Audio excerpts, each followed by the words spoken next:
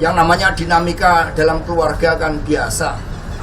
Mas Gibran dan Bapak saya, Pak Hendy, itu kan semua juga dalam proses pematangan, dan setiap pemimpin kan diuji dan kemudian belajar dari berbagai persoalan-persoalan itu. Jadi nggak ada sanksi menyangsi, apalagi kita berbicara tentang hal yang baik, tentang sepak bola. Semua pijakannya kan sama, yaitu bagaimana kita membangun sepak bola yang baik, menjadi tuan rumah yang baik.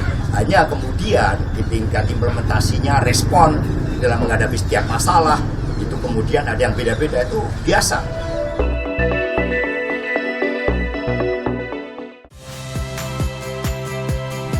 Saya Rahmat Ibrahim. Saksikan program-program Kompas TV melalui siaran digital, pay TV, dan media streaming lainnya. Kompas TV, independen, terpercaya.